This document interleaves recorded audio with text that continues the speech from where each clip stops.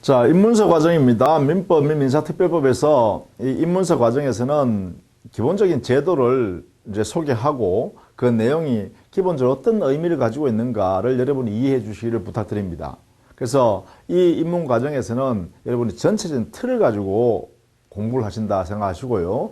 그 내용의 구체적인 내용은 우리가 기본 과정을 통해서, 기본서를 통해서 하나하나 간추려 가야 될 겁니다.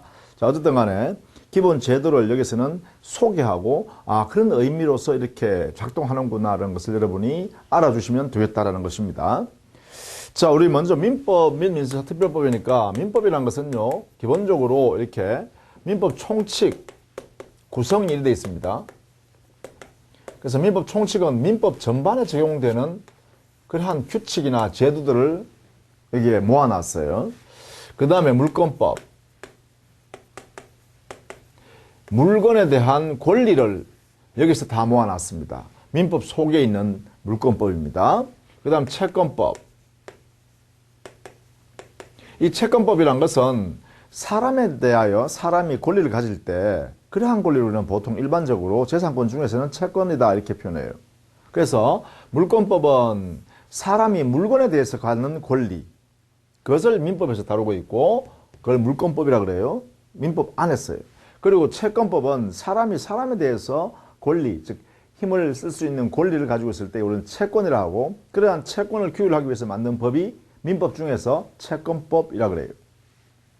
그 다음에는요, 우리 신분과 가야 되는 건데, 신분, 친족 안에서의 나의 신분과 그 다음에 그 가족 중에 누가 사망하게 되면 그 재산을 갖게 되는 상속에 관한 문제가 있어요. 그죠?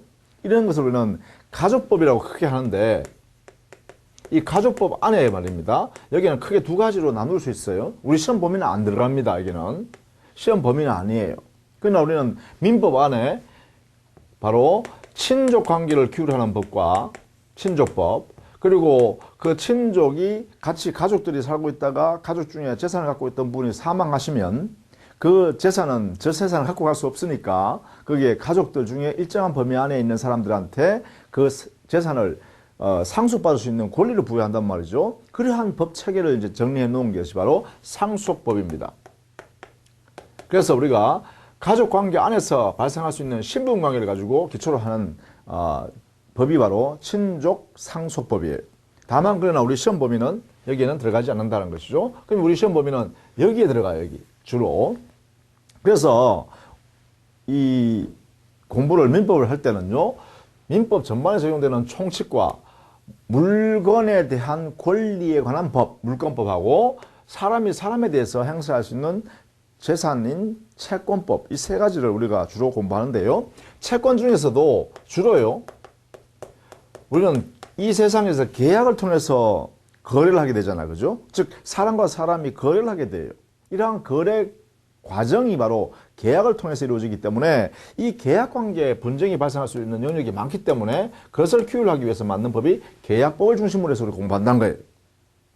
물론 계약이 아닌 것도 있기는 해요. 그러나 가장 빈번하게 발생할 수 있는 것들이 이런 계약관계니까 채권을 만들어내는 근거되는 계약을 주 대상으로 하여 규율하는 법을 우리는 계약법이라고 그래요. 그래서 채권법 중에서 이 계약법을 중심으로 해서 시험을 우리가 대상으로 하고 있다. 이 공인중개사가 바로 이런 역할을 한다는 것이죠. 물권관계나 채권관계의 중간에서 그 당사자, 거래하려고 하는 당사자의 재산관계를 이렇게 거래하는 알선을 한단 말이죠. 그게 중개사의 주 업무입니다. 그죠? 그러한 걸 하려고 하려면 이러한 내용을 알고 그러한 거래에 관여해야 한다. 그래서 이제 민법에 이런 내용을 시험 대상으로 두었다 이 말이죠. 자, 그러면 우리는 민법 총칙이라는 것은 기본적으로요, 우리 교재는 3페이지에 있습니다. 3페이지에 민법 총칙이라는 것은 민법 전반에 적용될 수 있는 그러한 제도나 규칙들을 여기다 모아놓은 것입니다. 그러니까 물권법이나 채권법에 있는 계약법이나 공통적으로 적용되어 운영될 수 있는 이러한 제도들, 그리고 법 규정들, 이런 것들을 여기에 모아놨습니다. 그래서 이 민법 총칙은 조금 추상적이고 일반적인 개념을 사용해서 하기 때문에 조금 설명하기가 어렵습니다. 또 여러분이 이해하시기도 좀 어려워요. 그래서 여기는 여러분 나중에 기본서 강의할 때도 민법 총칙은 아주 많이 그리고 여러 번 여러분 보시고 듣고 하셔야 됩니다. 그렇게 해야 여러분 것으로 될 수 있다는 것이죠. 자, 이 민법 총칙의 기본적으로 처음에 나오는 게 뭐냐면 우리는 권리라는 것을 중심으로 해서 공부하게 됩니다. 물론 권리 뒤에는 상대방은 의무를 부담하게 돼요. 즉 권리란 것은 법에 의해서 이익을 취득하는 것을 허용하는 힘이에요. 즉 권리를 가지고 있다는 것은 이익을 취득하는 것이 보장된다는 거예요. 법에 의해서. 그래서 보통 권리는 법에 의한 힘이다 이렇게 해요.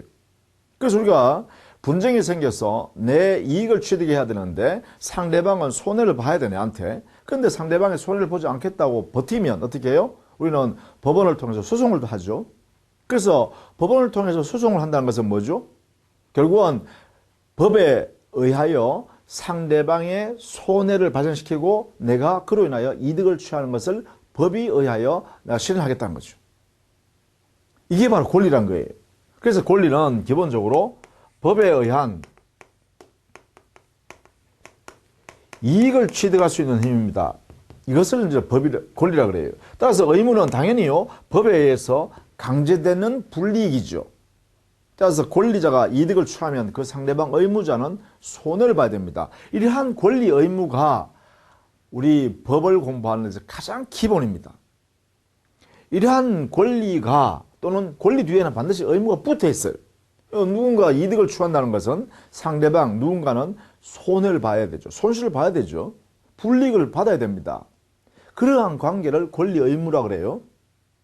자, 이러한 권리는 그래서 우리 보통 이제 권리라고 하면 그 뒤에는 의무가 함께 붙어 있다. 그래서 권리 중심으로 이야기를 하게 되죠. 권리 의무 이렇게 하지 않고 권리 이렇게 하죠. 그러면 상대방한테는 의무가 있다는 것이죠. 물론 의무가 있다 이렇게 하면 누군가는 그 법에 의해서 이득을 취할 수 있는 힘인 권리가 있다 이렇게 되겠죠. 그래서 이 두 개는 불가분의 관계 또는 표리 관계입니다. 이러한 권리가 움직인다는 거예요. 이게 이제 1번 제1장 권리 변동을 해놨잖아요. 이 개념입니다. 자, 우리 민법을 공부하실 때 여러분은 이런 용어가 나오면 그 용어의 의미를 빨리 알아들어야 됩니다. 이제 민법이라는 영역 안에서 사용하고 있는 용어, 이것을 우리는 법률 용어라고 그래요. 그 법률 용어를 여러분이 빨리 이해해야 됩니다. 그래서 제가 이 입문 과정에서는 여러 가지 법률 용어들이 등장하게 되는데 이것을 제가 설명해 드리고 안내해 드릴 겁니다. 그걸 통해서 앞으로 이제 여러분이 민법을 익숙하게 받아들이게 됩니다. 당연히. 그래서 먼저요, 권리 변동하면 권리가, 요 변동이란 말은 권리가 발생하기도 하고 발생하는 것도 변동이에요. 없는 것이 있으니까 뭔가 변화가 생겼죠. 또 존재하는 권리가 다른 내용으로 다른 모습으로 이렇게 바뀌는 것, 이걸 변경이라 그러죠. 이 변경하는 것도 변동입니다.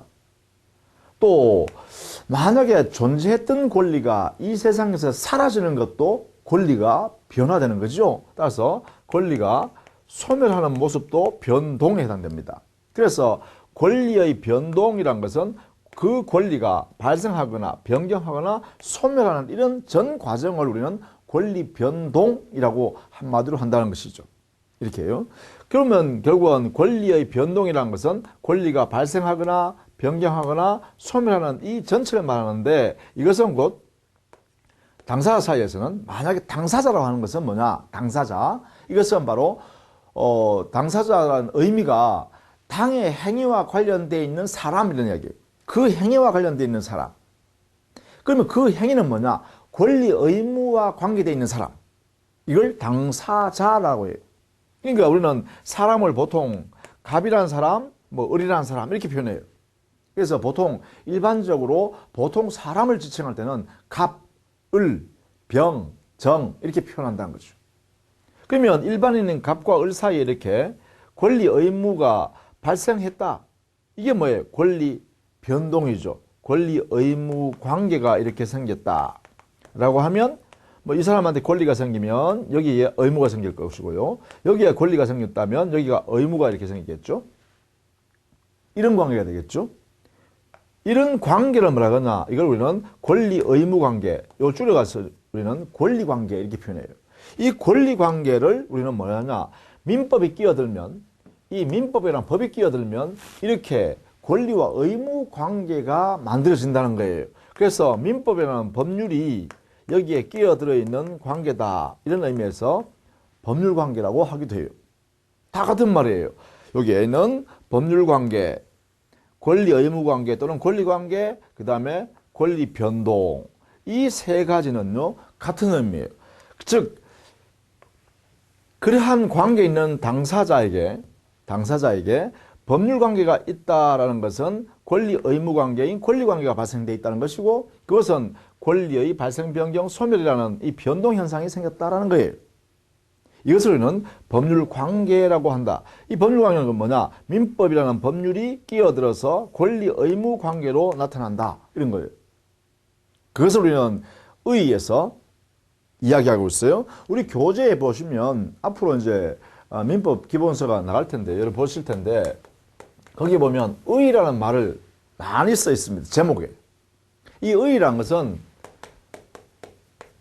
뜻, 의미, 개념, 뭐 이런 내용으로 여러분이 이해하시면 돼요. 이런 뜻이다, 이런 의미다, 이런 개념으로 사용한다. 뭐 그런 뜻으로 이렇게 보시면 돼요. 그게 의의라는 뜻이에요. 그러면 어떤 법률 용어가 나왔을 때 그 법률 용어의 의미나 뜻이 무엇일까라고 알고자 하면 바로 이 의의난을 보시면 돼요. 그렇죠? 그렇게 설명을 해 드릴게요. 자, 이것이 권리 변동이다. 그래서 권리 변동의 모습은 크게요, 이 세 가지죠. 발생, 변경, 소멸. 그래서 거기에 표를 만들어 놨습니다. 그죠? 그 표에 보면 권리가 발생하는 것, 변경하는 것, 소멸하는 모습을 전체 다 권리 변동이라고 하고, 발생에는 이 세상에 처음으로 발생하는 것을 원시적 발생이라고 해요. 원시적 발생하는 것을 원시 취득이죠. 권리를 취득하는 거죠. 발생하는 거. 그러니까 이건 처음 발생하는 거예요. 처음 발생. 그러면 승계취득이란 말은 뭐죠? 승계취득이라는 것은 이미 존재하는 권리를 기초로 하여 가져왔다 이 말이죠. 누군가 가지고 있는 권리를 기초로서 그 권리를 가져왔다든가 그 권리 기초에서 권리를 가져오는 거예요. 그래서 이것은 존재하는 권리를 전제한다.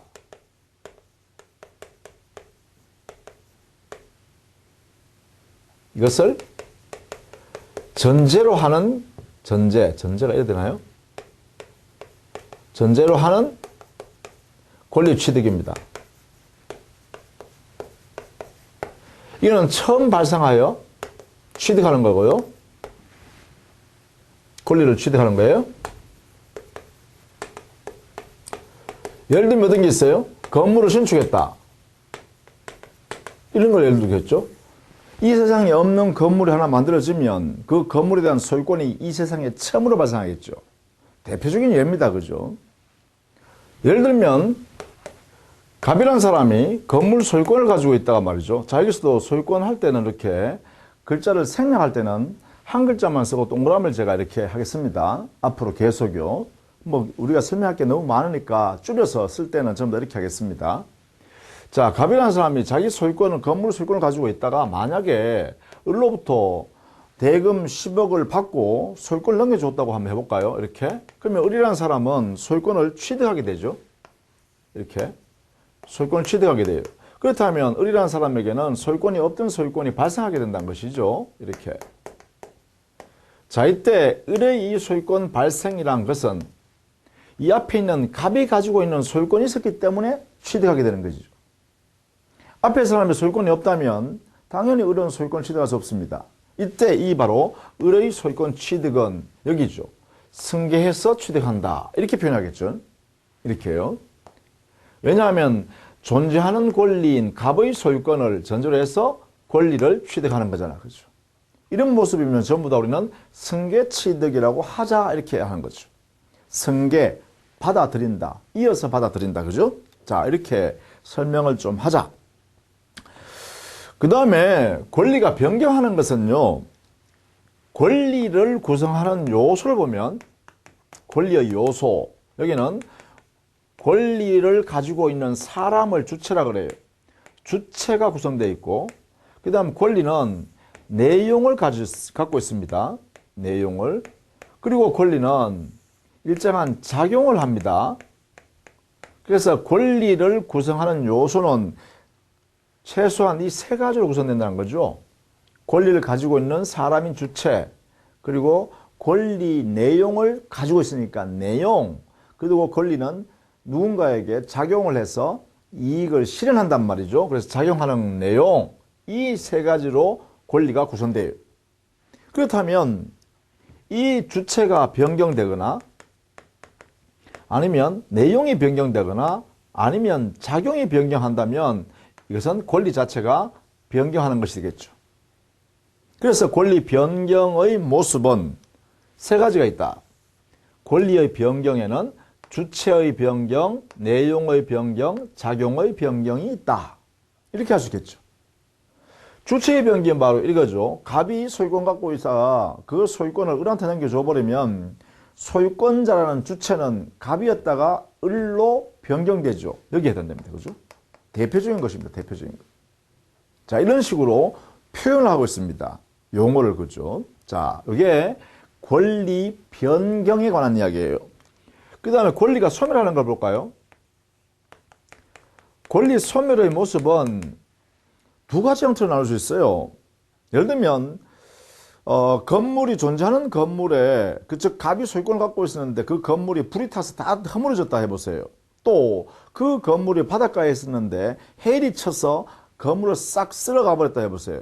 그럼 이 세상에 갑이 소유권 가지고 있었던 그 건물이 없어짐으로 인하여 소유권도 이 세상에서 완전히 소멸해 버리죠. 이러한 권리의 소멸을 뭐라 그러냐? 이걸 절대적 소멸이라 그래요. 절대적이다. 이렇게 표현한다는 거죠. 또 한편으로는 이렇게 되죠.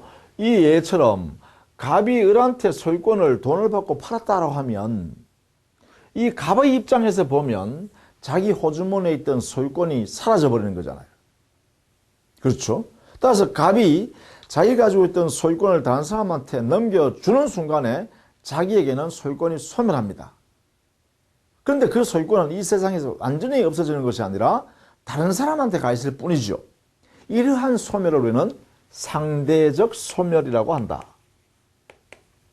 약속입니다. 그죠? 용어를 이렇게 쓰겠다라는 것입니다. 그래서 절대적 소멸과 상대적 소멸이라는 두 가지 현상이 있다. 그래서 이러한 권리의 발생, 즉 권리 취득하는 모습과 변경하는 모습과 그리고 소멸하는 모습을 간단하게 설명했습니다. 이렇게 법률 용어를 구성한다는 것입니다.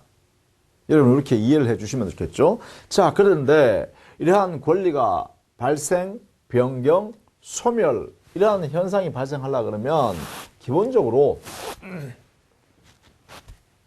사람이 거래 행위를 함으로써 일어나는 것이 대표적이죠. 자, 이 변동이 발생하려면 기본적으로 사람이 행위를 했기 때문에 발생합니다. 이게 가장 중요합니다. 자, 예컨대 갑이라는 사람이 자기의 소유권을 말이죠. 을이 와서 내가 10억을 줄 테니까 내한테 파실래요? 이렇게 하니까 갑이 돈이 필요하니까 그래 내가 팔게요. 이렇게 하잖아요. 그런 다음에 두 사람 사이 이렇게 해요. 매매 계약 행위를 우리는 했다. 이렇게 하죠. 보통 우리는 사회에서 매매했다. 이렇게 하잖아요. 그래서 매매 계약이라는 행위를 이렇게 했어요. 그죠? 갑과 을이. 그런 다음에 을이 대금, 약속한 대금 10억 원을 이렇게 지급하고 그 다음에 갑은 소유권 을한테 이렇게 넘겨주죠. 10억. 이렇게 된단 말이에요. 그리고 결국은 이것도 뭐냐. 이 소유권이라는 이 권리가 이렇게 을한테로 이렇게 움직이는 것은 변동하는 것은 바로 사람의 행위를 통해서 이루어지는 게 가장 우리 사회에서 보편적이고 일반적이다. 그죠? 이때 이러한 행위를 뭐라 그러냐. 이런 행위를 이것을 우리 민법에서 가장 중요한 행위다 해서 이름을 이렇게 짓습니다. 법률행위라고. 자, 그냥 쉽게 설명하기 위해서는 이렇게 했어요. 민법 안에서 권리 의무가 이렇게 만들어지는 과정에서 사람의 행위를 통해서 발생할 때는 그 행위가 민법이라는 법률 안에서 인정되는 행위이기 때문에 법률행위라고 한다. 자, 그런데 이것은 이제 우리가 일반 사람한테 설명할 때 이렇게 하고요. 법을 공부하는 사람끼리 이야기할 때는 이렇게 표현한다. 법률행위라고 하기 위해서는 이 행위 안에 반드시 있어야 할 요소가 있다. 법률행위라고 하기 위해서 꼭 필요한 요소가 바로 의사표시라는 요소가 필요하다. 이 의사표시가 들어가는 행위라면 그 행위를 법률행위라고 한다. 요게 뭐예요? 요게 법률행위의 의의예요. 자, 그럼 여기에 이 매매계약 행위가, 요 행위가 법률행위라고 이름을 불러요. 법률행위인 매매계약 이렇게 표현해요. 왜 그러면 이 법률행위인 매매계약이라고 할 수 있는가라고 하면 여기에 을이라는 사람이 이렇게 해요. 자, 당신 그 건물 내가 10억 줄 테니까 내한테 파실래요? 라고 의사를 갑에게 표시하잖아요. 이렇게 의사를 표시해요. 그 다음에 이에 대해서 갑이라는 사람이 을한테요. 그래, 내 이 건물 소유권을 당신이 내한테 10억 준다니까 내가 팔겠습니다. 라고 의사를 표시하죠. 역시 여기도 이렇게 갑의 의사가 표시되어 나옵니다. 그러면 갑과 을 사이에 이 매매 계약 행위라는 것이 완성되기 위해서는 을의 의사 표시와 갑의 의사 표시가 함께 들어가서 매매 계약이라는 행위를 만들죠. 그렇다면 우리는 결론적으로 매매 계약이라는 행위는 법률 행위라고 해야 한다. 왜? 약속을 이렇게 했잖아요. 의사 표시라는 요소가 들어가 있는 행위라면 그 행위를 법률 행위라고 이름 짓는다라고 약속했단 말이야. 그렇다면 이 매매 계약은 법률 행위다. 이렇게 해석한다는 거예요. 그리고 또 이런 것도 있을 수 있죠. 똑같은 모습으로 그러면 이래 볼까요? 갑의 건물을 이번에는 을이라는 사람이 사겠다는 게 아니라요. 내 보증금을 내가 5억을 드릴 테니까 그리고 월세도 드릴게요. 매월 내가 50만 원씩 드리겠습니다. 그래서 요거 2년간만 좀 빌려주시죠? 라고 이렇게 표시했어요. 그러니까 갑이요. 이런 조건이면 좋아. 내가 빌려줄게. 이렇게 할 수 있죠? 네, 빌려드릴게요. 이렇게 한단 말이에요. 그러면 갑과 을 사이의 이 관계를 우리는 뭐라고 해석하죠? 사회에서는 바로 임대차 계약이 이루어졌다. 이렇게 하죠. 임대차 계약. 자, 이 임대차 계약도 역시 우리는 법률 행위다라고 해야 된다는 거예요. 이렇게요. 왜요? 여기도 마찬가지입니다. 바로 이 임대차 계약을 만드는 과정을 보면 을이라는 사람이 자, 보증금 5억에 월세 매달 50만 원을 드릴 테니까 2년간만 좀 빌려주실래요? 라고 의사를 표시합니다. 그러니까 갑은 거기에 대해서 뭐라 했어요? 그래요, 좋습니다. 이런 내용으로 당신이 빌려 쓰겠다면 내가 빌려드릴게요. 라고 하면서 의사를 표시하죠. 또 자기의 의사를 상대방한테 표시해요. 그래서 이 바로 임대차 계약이라는 행위가 이루어진다 이 말이죠. 이렇게. 그렇다면 이 행위, 임대차 계약 행위는 법률 행위라고 하여야 한다 이 말이에요. 이유는 바로 의사 표시가 들어가 있는 행위이기 때문이에요. 자, 이 공통점은 하나는 매매 계약이고 하나는 임대차 계약임에도 불구하고 공통적으로 뭐라 불렀어요? 그래요. 법률 행위라고 불렀습니다. 법률 행위라고 이렇게 부른다 이거예요. 왜 이렇게 부르냐? 바로 뭐가 있기 때문에? 바로 이겁니다. 우리는 개념을, 법률 행위라는 개념을 이렇게 쓰자고 했어요. 의사 표시가 행위 속에 들어가 있다면 그 행위의 이름을 법률 행위라 부르자. 그래서 법률행위는 의사표시를 반드시 요소로 하는 행위다. 이렇게 했어요. 이렇게. 따라서 매매 계약 행위든 임대차 계약 행위든 전부 다 뭐라 그런다? 법률행위라고 한다. 이렇게 하는 거죠. 약속입니다. 약속. 자, 이것이 여러분이 거기에 법률행위라는 내용을 설명한 거다. 보통 이 법률행위는 자, 드디어 매매 계약이나 임대차 계약이 하게 되면 갑과 을 사이에는 각각 권리와 의무가 생겨요. 그죠? 권리가 의무가 바로 법률행위 하고 나니까 권리 의무가 생기죠? 따라서 법률행위 되면 여기는 권리와 의무가 발생하게 되고 이것을 뭐라고 하냐? 권리 변동이라고 그러죠? 자, 이 권리 변동을 또 다른 말로는요. 민법에 의하여 효과가 생겼다. 이렇게 표현해요. 그래서 그걸 법률 효과라고 돼요. 자, 그러면 또 여기서 약속입니다. 이렇게 권리 의무 관계, 권리 변동, 법률 효과가 발생하게 되면 그 발생하게 된 이 법률 행위를 발생하게 만든 이 법률 행위를 우리는 우리 민법에서 필요로 하는 요건이다. 이렇게 표현해요. 자, 법률 효과인 권리 의무, 권리 변동을 야기하게 된 원인에 해당되는 이 법률 행위를 법률 요건이라고 한다. 이렇게 표현해요. 이것도 뭐예요? 약속이에요. 약속. 약속.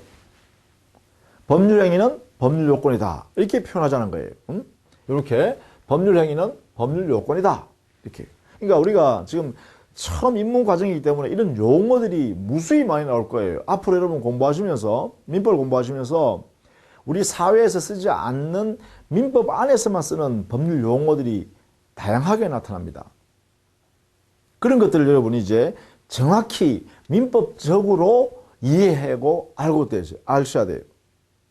그것은 이제 지금부터 하나씩 하는 거다라는 것이죠. 자, 그러면 이제 법률 행위라는 의미를 알았습니다. 어떤 내용을 갖추면 법률 행위라고 한다. 그런데 그러면 구체적으로 말입니다. 구체적으로 이러한 법률 행위라는 사람의 행위를 만들기 위해서 필요한 요건이 뭘까? 구체적으로 이제 보는 거예요. 성립. 성립이라는 것은 만든다는 거잖아요. 만든다는 것은 존재하게 하는 거죠. 그래서 법률 행위라는 것을 성립하고 존재하기 위해서 필요한 요건, 요소들이 뭐냐? 이렇게 물으니까 여기는 일반적으로 보통 법률 행위라면 이 말입니다. 법률 행위라면 일반적으로 성립하기 위해서 존재하기 위해서 필요한 요건이 있는데 그것이 일단 행위를 하는 사람이 있어야 됐다. 행위를 하는 당사자가 있어야 된다. 이렇게 표현해요. 당사자가 존재해야 된다는 것이죠. 두 번째, 그 당사자가 이 행위를 하는 목적을 가지고 있어야 된다는 거예요. 목적이 존재해야 된다는 거죠. 당사자가 목적을 가지고 있어야 법률 행위를 성립, 존재하게 한다는 거죠. 그리고 세 번째요. 의사표시가 이 법률 행위에 들어가 있어야 된다겠죠. 따라서 당사자가 목적을 가지고 목적을 담아서 표시행위를 해 나가야 된다. 그 표시행위를 뭐라냐? 의사표시라고 해요. 이 의사표시가 존재해야 됩니다. 자, 그러면 이 세 가지가 바로 법률 행위를 만들기 위해서 필요한 일반적으로 갖추어야 할 요건이다. 이렇게 표현해요. 법률 행위의 일반적 성립 요건으로는 당사자가 존재하고 목적이 존재하고 의사표시가 존재한다. 자, 그러면 앞에서 우리 봤듯이요. 여기에요. 여기에 매매 계약 행위라는 법률 행위를 만들어내는 모습을 한번 볼까요? 매매 계약 행위라는 법률 행위를 만들기 위해서, 성립하기 위해서, 존재하기 위해서 필요한 요건은 뭐냐? 팔려는 사람, 살려는 사람이라는 사람, 당사자가 있어야 돼요. 당사자가 존재해야 돼요. 갑이라는 사람, 을이라는 사람이 있어야 된다는 거죠. 두 번째, 갑이라는 사람은 팔려는 목적을 가지고 있어야 되고, 을이라는 사람은 살려는 목적이 있어야 돼요. 당사자에게 각각 목적이 있어야 돼요. 세 번째요. 자, 갑이라는 사람이 목적 갖고 있고 을이라는 사람이 목적 갖고 있다. 그럼 머릿속에만 있는 거잖아요. 그럼 머릿속에만 있어가지고는 이 매매 계약 행위라는 법령을 만들어낼 수가 없어요. 어떻게 해요? 상대방한테, 그래, 당사자인 상대방한테 표시해야죠. 내가 10억 줄 테니까 내한테 그 건물 내한테 파실래요? 라고 표시해야 돼요. 그게 뭐예요? 의사표시잖아요. 동시에요, 갑이라는 당사자도 그래요. 좋아요. 10억 주신다면 내가 이 내 건물 소유권을 당신한테 팔겠소. 라는 자기의 목적을 표시하죠. 그 목적을 표시하는 걸 뭐라 한다? 의사표시라 한단 말이에요. 그렇다면 매매 계약이라는 법령에만 그러냐? 아니에요. 임대차 계약이라는 법령에도 마찬가지란 거예요. 자, 먼저 임대차 계약이라는 법령을 만들기 위해서, 성립하기 위해서, 존재하기 위해서는 임차하려는 사람이 있어야 되고 임대하려는 사람이 있어야 돼요. 당사자가 있어야 됩니다. 존재해야 되죠. 그 다음에 그 당사자가요, 임차받을 목적을 가지고 있어야죠. 임대하려는 사람은 임대할 목적을 가져야죠. 그 목적만 가지고 있어서는 임대차 계약이 만들어지지 않습니다. 뭐가 있어야 되죠? 바로 자기가 이러이러한 내용으로 임차할게요. 내한테 임대 놓으시죠. 라는 표시를 해야 돼요. 그러면 이 갑은요, 거기에 대해서 그래요. 좋습니다. 내가 임대 놓겠습니다라고 자기의 의도, 목적을 드러내야 돼요. 그게 뭐예요? 의사표시. 그래서 여기서 마찬가지 당사자, 각각 목적을 가지고 있어야 되고 그 목적을 표시해야 되죠. 의사표시로. 그러니까 임대차 계약이 성립했다는 거예요. 그렇다면 매매 계약이든 임대차 계약이든 기타 어떠한 거래 행위든 간에 법률 행위를 만들려고 그러면, 성립하려고 그러면, 존재하려고 그러면 세 가지는 반드시 필요하다. 그 세 가지가 뭐냐? 바로 이거죠. 당사자가 존재해야 되고 목적을 가지고 있어야 되고 그 목적을 밖으로 표시 행위하는 의사표시가 있어야 한다. 그래서 일반적으로 이 세 가지가 반드시 필요하다. 이렇게. 그래서 이 세 가지를 법률행위의 일반적 성립 요건이다. 이렇게 표현해요. 자, 그 외에 특별한 성립 요건도 있기는 하죠. 예를 들면, 유언 같은 경우는요, 유언하는 사람이 당사자, 유언할 목적을 가지고서 유언하는 내용을 의사표시를 해야 돼요. 뭐 글을 적는다든가, 녹음을 한다든가, 아니면 공증인 사무실에 가서 내 유언 좀 할 테니까, 당신 내 비용 줄 테니까 유언 좀 정리해 주실래요? 이렇게 할 수 있다는 거예요. 의사표시해야 돼요. 자, 그러면 유언이라는 행위는 이 세 가지 요소가 다 들어있으니까 법률행위죠. 유언행위도 법률행위예요. 유언. 그런데 우리 민법에는요, 유언이라는 법률행위는 이 세 가지만 가지고는 만들어낼 수가 없어요. 유언이라는 법률행위에 있어서만은 이 세 가지 외에도, 당연히 이 세 가지 갖춰야 돼요. 이 외에도 그래요. 우리 민법에 정해져 있는 방식에 따라서 해야 됩니다. 방식을 갖추어야 유언행위가 성립이 돼요. 자, 혼인이란도 마찬가지. 혼인도 계약입니다. 한 남자와 한 여자가, 그러면 당사자죠. 혼인을 보면 혼인할 당사자가 있어야 돼요. 그 다음에 혼인할 목적이 있어야죠. 저 사람하고 내가 평생 배우자 지위에서 살아야겠다. 이런 의사를 가져야 돼요. 목적을 가져야 됩니다. 목적. 혼인할 목적. 한 남자와 한 여자가 각각 목적을 가져야 돼요. 그 다음에 당사자한테 표시하죠. 청혼이라 그러죠. 먼저 하는 걸, 그죠. 당신 내하고 혼인합시다. 이렇게요. 그러면 상대방이요, 거기에 받아들이는 승낙을 해야 되죠. 그게 뭐예요? 의사표시예요. 그래, 당신과 혼인해서 평생 배우자 지위를 내 갖겠소. 이렇게. 이 세 가지 있어야 돼요. 그런데 이것만 가지고는 혼인이 완성되지 않았어요. 혼인도 계약입니다. 그러면 혼인 계약이 완성되려고 그러면 어떻게 되죠? 이 세 가지 외에 덧붙여서 하나 더. 그래요. 관청에 가서 혼인 신고를 해야 됩니다. 두 사람의 의사가 일치되어 있다는 것을 신고 행위를 해야 돼요. 그래야 혼인이 완성이 돼요. 그렇다면 혼인도요, 의사표시가 들어있는 행위이기 때문에 법률행위예요. 혼인계약이에요. 그 혼인계약이 성립하기 위해서는, 존재하기 위해서는 당사자, 목적, 의사표시 외에도 하나 더 혼인신고가 있어야 한다. 자, 이렇게 되겠죠. 그래서 일반적 성립요건 외에도 특별한 성립요건도 있을 수 있다. 이렇게 됩니다. 자, 그 다음에요. 이러한 성립, 이렇게 되면 어떻게 되냐. 이 요건을 갖추면, 이 요건을 갖췄다, 이 말이에요. 갖추면 법률행위가 성립하게 됩니다.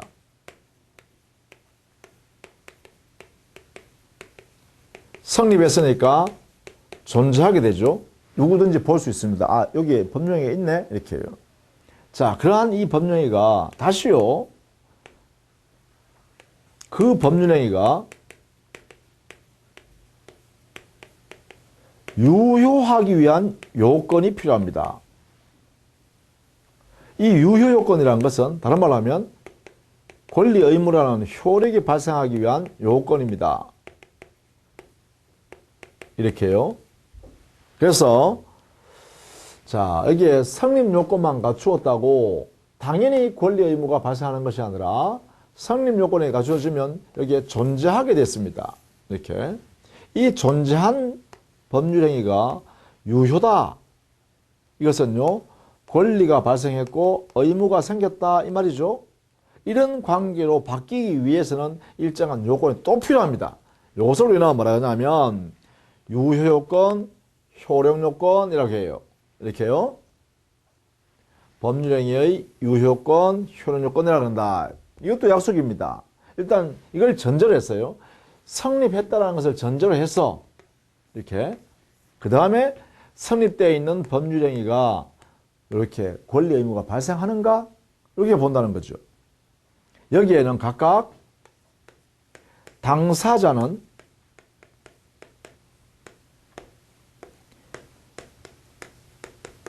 능력을 갖추어야 한다.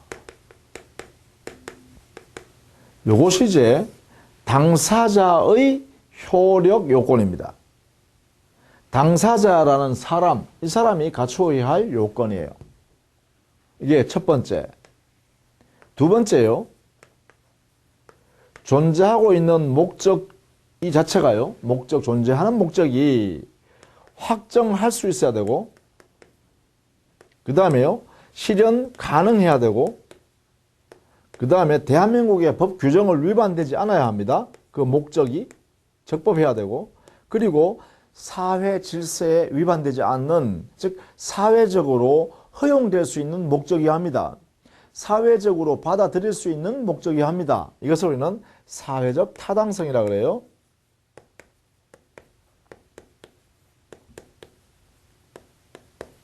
타당해야 한다는 거, 사회적으로 타당해야 한다.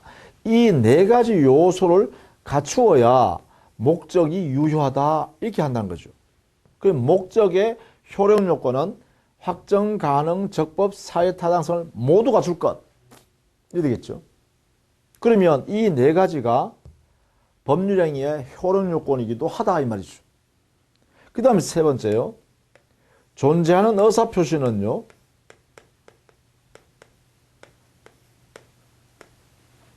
이 의사표시, 존재하는 의사표시가 이게 효력을 발생하기 위해서는 마음속에 있는 것은 의사입니다. 그리고 밖으로 드러나는 것은 표시행위죠.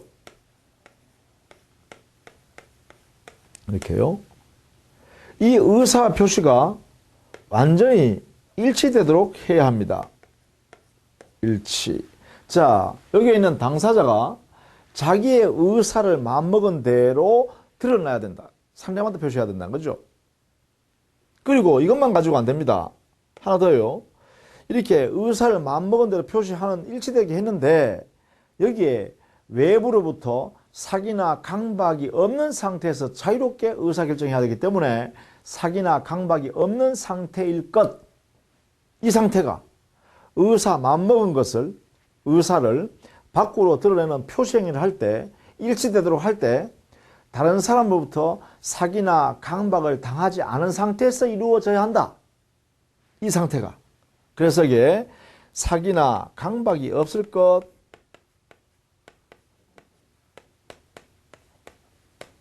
이렇게 이야기하고 있고, 이때 이 사기나 강박을 다른 말로는요, 하자라 그래요. 그래서 사기 강박이 없을 것, 이것을 우리는 학자들은 하자가 없을 것 이렇게 표현한다는 거죠. 그러면 여기에 의사표시에는 두 가지 요건을 갖춰야 돼요. 의사표시에서 법령이가 유효가 되기 위해서는 의사표시도 유효가 돼야 되는데, 그 의사표시가 유효하기 위해서는 의사와 표시가 일치하게 이루어져야 한다. 내면으로 마음먹은 의사가 밖으로 표시되어 나올 때까지 완전히 일치되는 내용으로 표시되어야 한다. 그 일치된 내용으로 표시되는 과정에서 누구로부터도 사기나 강박을 당하지 않았어야 한다. 없어야 합니다. 이 두 가지를 갖추었을 때 의사표시가 유효가 돼요. 그렇다면 여기에 있는 7가지다. 그죠? 사람인 당사자한테는 능력을 갖추어야 한다. 그리고 당사자가 목적을 가졌을 때 그 목적은 확정할 수 있으면 되고, 실현 가능하면 되고, 적법하면 되고, 사회적 타당성이 있으면 된다. 이걸 모두 갖추라 이 말이죠. 이렇게 더 한다는 것은 다 갖추라는 것입니다. 다 갖추라. 그 다음에 그 목적인 의사를 결심한 다음에 밖으로 표시하는 행위할 때까지, 즉 의사표시인데요. 이 의사표시하는 과정에서 마음먹은 의사를 표시하는 데까지 일치되게 해야 된다. 일치되게. 그리고 이 일치되게 하는 데까지 누구로부터도 사기나 강박을 당하지 않았어야 한다. 하자가 없는 상태로서 의사표시가 이루어져야 한다. 이것도 역시 두 가지 다 갖춰야 됩니다. 그래야 유효다. 그러면 결국은 여기에 있는 7가지죠. 하나, 둘, 셋, 넷, 다섯, 여섯, 7가지. 이 7가지를 완전히 다 갖추었을 때 드디어 유효하다 이렇게 할 수 있다는 거죠. 당의 법률행위는 유효하다 이렇게 하는 거예요. 자, 이 내용은요, 공식입니다. 수학의 산수의 공식이 있듯이 이 민법의 공식입니다. 이렇게요. 정해놨다는 거예요. 이렇게. 자, 그러면 만약에 이렇게 물어볼 수 있죠. 만약에 여기에 법률행위의 선임 요건 이 3가지 중에 어느 한 개라도 흠결이 있으면 어떻게 될까? 흠결이 있으면. 흠결 시에는 이렇게 되면요, 법률행위는 불성립입니다.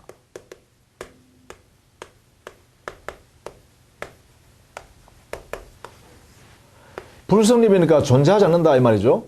부존재입니다. 부존재. 이 세상에 존재하지 않는다는 뜻이에요. 자, 이렇게 해석되게 됩니다. 그럼 만약에 여기에 있는 효력 요건이 요게 여기에 있는 7가지입니다. 7가지. 이 7가지 중에 어느 한 개라도 없으면 될까? 이것도 역시 흠결됐으면. 여기에. 자, 여기에 만약에 다 갖추었으면 유효입니다. 그렇죠? 이것을 모두 갖추었다면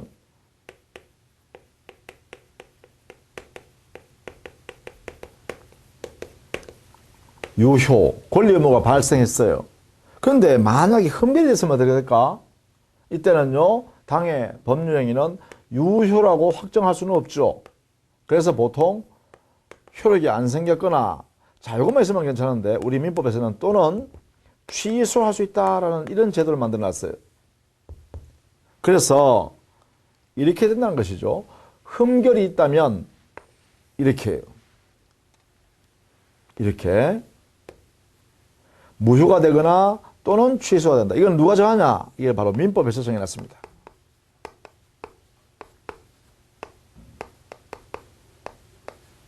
그래서 우리가 민법을 공부하는 거예요. 자, 이런 사전 중에 흠결이 생겼을 때 과연 무효로 하는 것인지 취소하는 것인지는 민법을 통해서 하는 거다. 그래서 민법을 공부하는 거다 이 말입니다. 그렇죠? 자, 우리가 공부하는 것은 바로 이 부분에 문제가 생겼을 때 어떻게 해결할 것인가 라는 문제예요. 이 부분. 자, 이 부분이 가장 핵심입니다. 우리 교재도 이런 내용들을 여기에 정리해 두었다라는 것이에요. 자, 이렇게 해서 첫 시간에 법률행위의 개념과 그 다음에 법률행위가 만들어지기 위한 요건과 그 법률행위가 만들어진 법률행위가 유효가 되기 위해서 필요한 요건 이런 게 있다라는 것만 좀 소개했습니다. 앞으로 이제 이거는 우리가 하나씩 설명해 드리겠습니다. 어떤 의미인지요. 자, 여기까지 하고요. 첫 시간 좀 어려웠죠? 그러니까 이런 내용들을 우리는 기본 강의에 들어가면 아주 구체적으로요. 그 내용을 살펴본다라는 것입니다. 자, 다음 시간에 계속 정리할게요. 수고했습니다.